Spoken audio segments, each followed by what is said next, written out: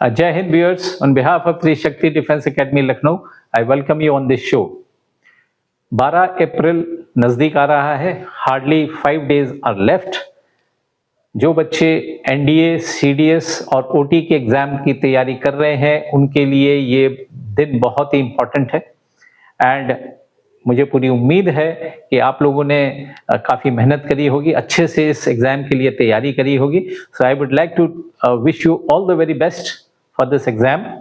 बड़े ठंडे दिमाग से इसको पेपर को अपीयर कीजिएगा, क्योंकि ये आपके आने वाले भविष्य के ऊपर बहुत कुछ निर्भर करेगा कि आप इसको कितना अच्छा करते हैं, इस एग्ज़ाम में कितना अच्छा करते हैं। और याद रखिएगा, सिर्फ रिटन के बाद एसएसबी भी होना है और उसके बाद medical and then the final merit list will be made. और आप जितना अच्छा स्कोर इसमें लाएंगे, उतना ही अच्छा रहेगा आपका मेरिट में चांस आने का।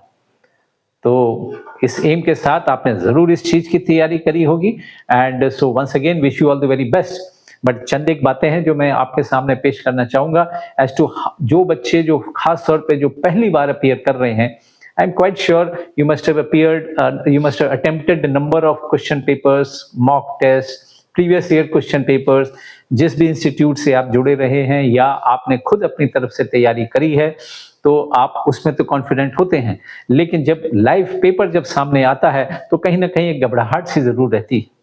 खास तौर पे ये देखा गया है कि जिस दिन एग्जाम होता है, जब सवेरे आप उठते हैं तो मन में बिल्कुल एक शून्यता सी आ जाती है, एक total blanks, the mind goes blank.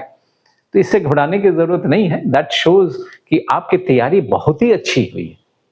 इस वजह से ये एकदम से सडन ब्लैंक से आ जाता है, लेकिन जब पेपर सामने आता है और जहां एक दो प्रश्न आप पढ़ते हैं तो वो जो है सब शून्यता सब दूर हो जाती है एंड सब कुछ याद आने लगता है, जो भी कुछ आपने याद किया है, जो भी कुछ आपने पढ़ा है पिछले 6 महीने में।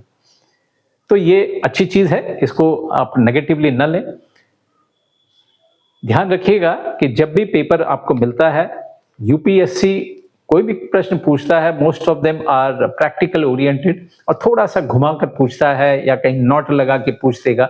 इसीलिए क्वेश्चन को पढ़िएगा अच्छे से कि चाह क्या रहा है। ये नहीं है कि उसी क्वेश्चन के कुछ एक कैच वर्ड्स पढ़ लिए and you are straight away going to choose the options. Please do not do that.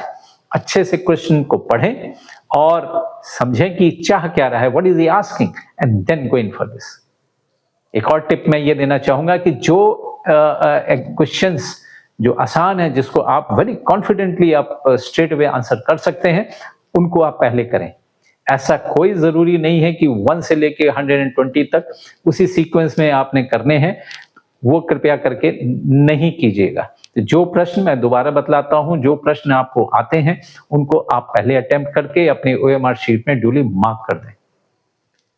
जो प्रश्न में जिनमें थोड़ा सा आपको कैलकुलेशन करने की जरूरत है या थोड़ा सा सोचने की जरूरत है, that you should attempt in the next phase. और जो थर्ड फेज में जो रह जाते हैं, जो आपको डाउटफुल टाइप लगते हैं, please never attempt those questions. याद रखिएगा, इसमें नेगेटिव मार्किंग है। हर 3 रॉन्ग आंसर्स पे आप 1 नंबर खो बैठेंगे या 4 नंबर खो बैठेंगे, 1 क्वेश्चन के बराबर खो बैठेंगे। 3 क्वेश्चंस रॉन्ग, 1 क्वेश्चन राइट आपका ले जाएगा। तो इस बात का ध्यान रखा जाए, नेगेटिव मार्किंग जितनी कम हो उतना अच्छा है। मैथ्स पेपर मालूम ही है, एनडीए का 300 मार्क्स का होगा, तो 120 क्वेश्चन। एक क्वेश्चन की वैल्यू है, मार्क्स की वेटेज है 2.5 मार्क्स। सीडीएस वालों के लिए वही चीज 100 मार्क्स की है, तो उनकी वेटेज उसी हिसाब से काफी कम है।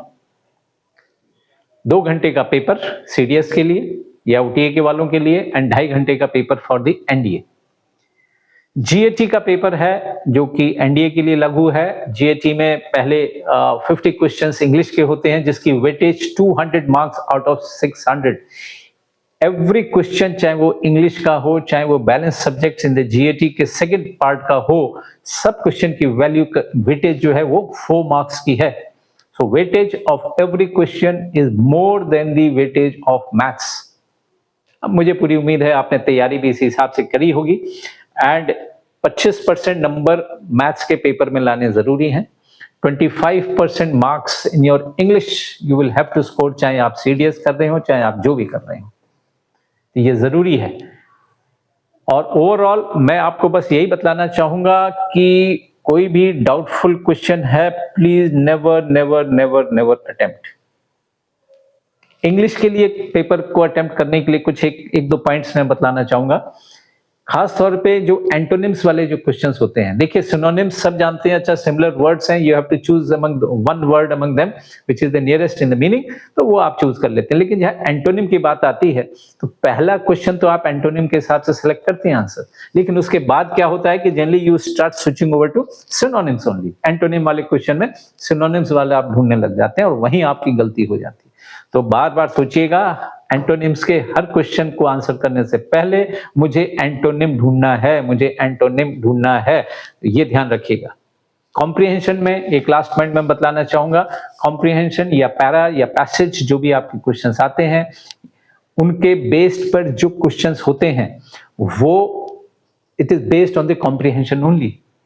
उसमें अपनी तरफ से सोचना, अपने हिसाब से सोचना वो नहीं होना चाहिए। जो ऑथर ने लिखा है, जो ऑथर चाह रहा है, आपने आंसर उस हिसाब से करना है। अगर एक बार पैसेज समझ में नहीं आता है, उसको आप दोबारा पढ़ें। कुछ एक कीवर्ड्स हैं, उनको आप अंडरलाइन भी कर सकते हैं, क्योंकि पेपर आप घर ले जा सकते हैं, ये ऑनलाइन टेस्ट नहीं है। उनको आप अंडरलाइन करें। And correlate this main text क्या है, what is the main thing which the author is talking about, वो ध्यान में रखते हुए आप अटेम्प्ट करेंगे। मुझे पूरी उम्मीद है कि वो 5 के 5 क्वेश्चन जो कॉम्प्रिहेंशन बेस्ड हैं वो पूरे 100% सही जाएंगे। और मेरा आखिरी सुझाव आप लोगों के लिए कि जो रात है 11 और 12 की, उस दिन अच्छे से सोइएगा, कम से कम 7 to 8 hours of sleep you must have. Last minute पे पढ़ाई करने की मत सोचिएगा, you will get confused. That's all and wish you all the very best. All the very best and do contact us. अगर आप पास होते हैं, हमारी टीम SSB की बिल्कुल एक्सपर्ट है, जो एक्सपर्ट मेंबर्स रहे हैं SSB बोर्ड में, वो आपको SSB की ट्रेनिंग देंगे। We do it online as well as offline. हमारे इस वीडियो को शेयर करिए, लाइक करिए और हमारे चैनल को सब्सक्राइब करना मत भूलिएगा। जय Hind and all the very best.